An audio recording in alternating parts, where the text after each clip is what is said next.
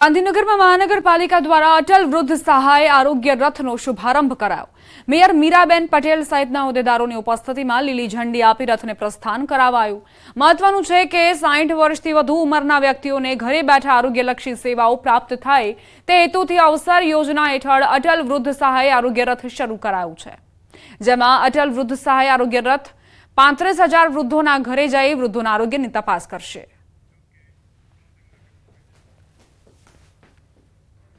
આરોગ્યનો રથ અને એમાં આરોગ્યની ટીમ સાથે ઘરે ઘરે જઈને મહિનામાં એકવાર એમનું ચેકઅપ કરશે અને એમાં જરૂર જણાશે તો અમારા નજીકના હેલ્થ સેન્ટર અથવા તો સિવિલમાં એમને રિફર કરશે।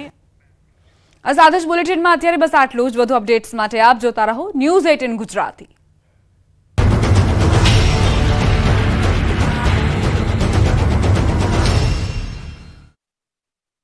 આપણા બેબી અમરેલીના સાવરકુંડલા તાલુકામાં ખખડધજ રસ્તાઓને લઈને અનોખો વિરોધ નોંધાવાયો છે। અમરેલી જિલ્લામાં સાવરકુંડલા તાલુકાના ધાર અને પિયાવા વચ્ચે 5 કિલોમીટરનો માર્ગ 2022માં મંજૂર થયો હતો।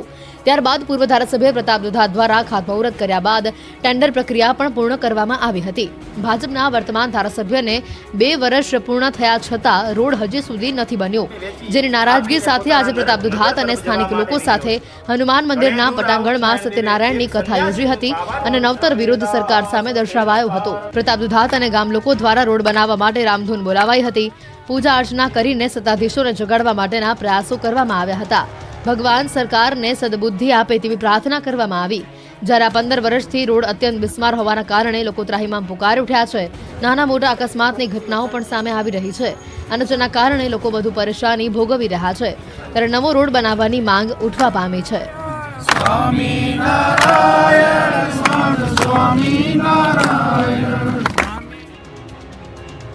મોરબીના બેલામાં અસામાજિક તત્વોના ત્રાસથી ગામના લોકોએ કલેક્ટર અને પોલીસને આવેદનપત્ર આપ્યા। બેલા ગામની આજુબાજુના અસામાજિક તત્વોનો ત્રાસ હોવાની ગ્રામજનોએ ફરિયાદ કરી। ગામમાં આડેધડ દબાણો કરીને નોનવેજ અને દેશી દારૂના અડ્ડાઓ ખડકી દેવાયાની પોલીસને ફરિયાદ કરાઈ। સ્થાનિકોએ કહ્યું અસામાજિક તત્વો ગ્રામજનોને લૂંટીને ધાકધમકી આપે છે અને ગામમાં ગેરકાયદેસર દબાણો પણ ખડકી દીધા છે। સ્થાનિકોએ પોલીસને કાર્યવાહી કરવા 7 દિવસનું અલ્ટિમેટમ પણ આપ્યું છે। જો પોલીસ એક્શન નહીં લે તો ગ્રામજનો જાતે કાર્યવાહી કરશે તેવી ચીમકી ઉચ્ચારવામાં આવી। ત્યારે સમગ્ર મામલે મોરબી તાલુકા પોલીસે જુદી જુદી ટીમો બનાવી આગળની કાર્યવાહી હાથ ધરી છે। એક તરફ નવી જંત્રીનો બિલ્ડરો વિરોધ કરી રહ્યા છે। નવી જંત્રીની રામાયણ ચાલી રહી છે અને ત્યારે નવી જંત્રીના સમર્થનમાં આવ્યા છે હવે ખેડૂતો। નવી જંત્રી અનુસાર જમીન સંપાદન કરવા ગાંધીનગર જિલ્લાના ખેડૂતો માંગ કરી રહ્યા છે। ભારતમાલા પ્રોજેક્ટ અંતર્ગત અમદાવાદ થરાદ એક્સપ્રેસ હાઈવે માટે જમીન સંપાદન કરવામાં આવી રહી છે, ત્યારે નવી જંત્રીનો અમલ કર્યા બાદ જમીન સંપાદન કરવામાં આવે તેવી માંગ સાથે ખેડૂતોએ કલેક્ટરને આવેદનપત્ર આપ્યું। સાથે જ જૂની જંત્રી મુજબનું જાહેરનામું અને નોંધ રદ કરવા માટે ખેડૂતો માંગ કરી રહ્યા છે। ખેડૂતોએ નવી સૂચિત જંત્રીને આવકારી છે અને સાથે જ બિલ્ડરના વિરોધને ગેરવ્યાજબી ગણાવ્યો છે। જો કે નવી જંત્રી અનુસાર જમીન સંપાદન નહીં કરાય તો આંદોલન કરવાની પણ ખેડૂતોએ ચીમકી ઉચ્ચારી છે। નમસ્કાર, આપણું ગુજરાતમાં આપનું સ્વાગત છે। હું છું પંકજ શર્મા। ગુજરાતમાં સતત 5મા દિવસે ઠંડીનું જોર યથાવત છે। 6.8 ડિગ્રી સાથે નર્મદામાં સૌથી વધુ ઠંડી। ગુજરાતમાં શિયાળાએ ભૂક્કા કાઢી નાખ્યા છે। સતત 5 દિવસથી ઠંડીનું જોર યથાવત છે। મોટાભાગના શહેરોમાં તાપમાનનો પારો 13 ડિગ્રીથી નીચે પહોંચી જતા ગુજરાતીઓ થરથર ધ્રુજી ગયા છે। સાથે જ બરફીલા પવનોથી લોકો ઠરી ગયા છે, જેના કારણે આખું ગુજરાત જાણે હિલ સ્ટેશન બની ગયું છે। આખો દિવસ વાતાવરણ ઠંડુગાર રહેતા લોકો ગરમ કપડામાં લપેટાઈ રહે છે। રાજ્યમાં છેલ્લા 3-4 દિવસથી ઉત્તર તરફથી બરફીલા પવન ફૂંકાતા વાહન ચાલકોની મુશ્કેલી વધી ગઈ। 6.8 ડિગ્રી સાથે નર્મદામાં સૌથી વધારે ઠંડી છે, જે બાદ 7.8 ડિગ્રી સાથે નલિયા ઠંડુગાર રહ્યું, તો થરાદમાં 7.9 ડિગ્રી, દાહોદમાં 8.1 ડિગ્રી, અંબાજી મંદિરમાં 8.2 ડિગ્રી, વલસાડમાં 8.6 ડિગ્રી, ખંભાતમાં 9.4 ડિગ્રી, અમરેલીમાં 9.6 ડિગ્રી, ડાંગમાં 9.7 ડિગ્રી, ડીસામાં 9.9 ડિગ્રી, ભાવનગરમાં 10.2 ડિગ્રી તાપમાનનો પારો જતો રહ્યો હતો। અમદાવાદ શહેરનું લઘુત્તમ તાપમાન 14 ડિગ્રી સેલ્સિયસ, વડોદરાનું 12 ડિગ્રી સેલ્સિયસ, રાજકોટનું 11 ડિગ્રી સેલ્સિયસ અને સુરતમાં 15.2 ડિગ્રી સેલ્સિયસ લઘુત્તમ તાપમાન નોંધાયું હતું। હજુ પણ આગામી 24 કલાક સ્થિતિ યથાવત રહેવાની શક્યતાઓ છે। કચ્છ જિલ્લા માટે કોલ્ડ વેવની આગાહી કરવામાં આવી છે। કચ્છના છેવાડાના લખપત તાલુકામાં પણ શિયાળાની કાતિલ ઠંડી જાણે પૂંછડું વીંજી રહી હોય તે રીતે સખત ઠંડીનો માહોલ છે। લોકો ગરમ વસ્ત્રો સાથે ઠેક ઠેકાણે તાપણા પેટાવીને રક્ષણ મેળવી રહ્યા છે, તો બીજી તરફ ટાઢની સૌથી વધુ અસર દૂધાળા પશુઓ પર પડી છે। ઠંડીને કારણે દૂધ ઉત્પાદનની ક્ષમતામાં નોંધપાત્ર ઘટાડો થયો હોવાનું માલધારીઓનું માનવું છે। રાજસ્થાનમાં કડકડતી ઠંડીથી અનેક શહેરોમાં જામ્યો બરફ। આબુ પણ થીજી ગયું।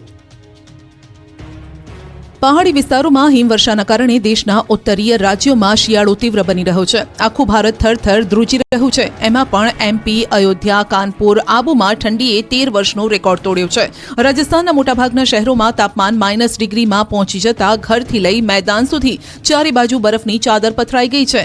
શેખાવતીના ફતેપુર, સિકર સહિતના શહેરોમાં પારો શૂન્ય અથવા માઇનસમાં ગગડી જતા લોકો રીસના ધ્રુજી ગયા છે. માઉન્ટ આબુમાં પણ જમ્મુ કાશ્મીર જેવી ઠંડી પડી રહી છે. આબુમાં પાંદડા પર બરફ જામી ગયો છે. માઉન્ટ આબુમાં કાતિલ ઠંડીએ લોકોને ઠૂંઠવી નાખ્યા. તાપમાન ફરી 2 ડિગ્રી ગગડતા લોકો તાપણાનો સહારો લેતા નજરે પડ્યા. માઉન્ટ આબુમાં ઘણા સ્થળોએ બરફ જામી ગયો છે. મેદાની વિસ્તારોમાં પણ બરફની ચાદર જોવા મળી. આ તરફ ઠંડીની મજા માટે મોટી સંખ્યામાં લોકો આબુ તરફ ઉમટી પડ્યા છે. પ્રવાસીઓને માઉન્ટ આબુમાં હાલ હિમાચલ અને કાશ્મીર જેવા વાતાવરણનો અનુભવ થઈ રહ્યો છે. હોટેલો પર અને રસ્તા પર પ્રવાસીઓ બરફ સાથે આનંદ માણી રહ્યા છે. રાજસ્થાનના ઝુંઝુનુમાં છેલ્લા 4 દિવસથી ઠંડીનું જોર યથાવત છે. સતત ઠંડો પવન ફૂંકાતા ઠંડીમાં વધારો થયો છે. હવામાન વિભાગે 19 ડિસેમ્બર સુધી કોલ્ડ વેવની આગાહી કરી છે. સતત શીત લહેરના કારણે લોકો ઠંડીથી બચવા માટે તાપણાનો સહારો લઈ રહ્યા છે.